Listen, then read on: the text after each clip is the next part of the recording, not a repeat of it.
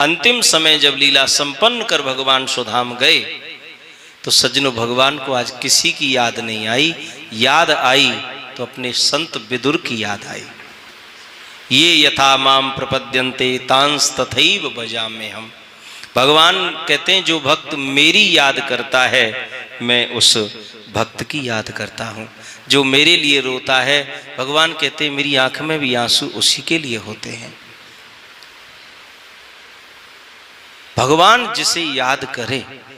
अंतिम समय जब लीला संपन्न कर ठाकुर जी जा रहे थे तो भगवान ने उद्धव से कहा था, उद्धव आज मुझे मेरे संत विदुर की बहुत याद आ रही है। तुम जा रहे हो, मार्ग में कहीं मेरा संत विदुर तुम्हें मिल जाए तो मेरा अंतिम समाचार उन तक जरूर पहुंचा देना। प्रभु से आज्ञापित होकर के जब उद्धव लौटे तो मार्ग में महात्मा विदुर से इनका मिलना भी हो गया। भगवान की बाल लीला, किशोर अवस्था की लीला सब कह के सुनाई। विदुर जी के मन में और कुछ जानकारी की इच्छा थी तो उद्धव जी ने कहा कि आप सरस्वती नदी के किनारे जाइए, वहां पर एक मैत्रेयी नाम के मुनि निवास करते हैं, आपको जो जानना है उनसे जानिए।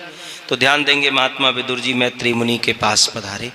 मैत्रेयी मुनि ब्राह्मण हैं, विदुर सूत पुत्र हैं, लेकिन हरि को भजे सो हरि को होई, जात पात पूछे नहीं कोई। भगवान का भजन करने वाला भगवान का हो जाता है। और देखिए महात्मा विदुर को जब अपनी कुटिया में आते हुए मैत्रेयी मुनि ने देखा, अपना आसन छोड़ करके खड़े हो गए और दोनों भुजा पसार करके स्वागत किया। आइए महाराज विदुर, आज इस गरीब ब्राह्मण की कुटिया पर संत विदुर का आना कैसे हो गया? हाथ जोड़कर के विदुर ने कहा, महाराज मैं तो आपके पास कुछ जानकारी की इच्छा लेकर के आया हूँ। आप मेरा स्वागत कर रहे हैं, मेरे लिए हाथ जोड़कर के खड़े हैं, आप ऐसा मत कहिए। बोले नहीं महाराज, मैं भले ही ब्राह्मण हूँ लेकिन आप संत हैं। संत कोई केवल चोला पहनने से नहीं हो जाता। पीले कपड़े पहन लोगे, सफेद कपड़े पहन लोगे, लाल पहन लोगे, भगवा पहन लो, हो गए साधु। ऐसे कितने साधु घूम रहे हैं। संत तो सज्जनों सिद्धांत का नाम है, संत स्वभाव का नाम है। गृहस्थ में भी संत पाए जाते हैं। विदुर जी गृहस्थी तो है, सदगृहस्थ संत है।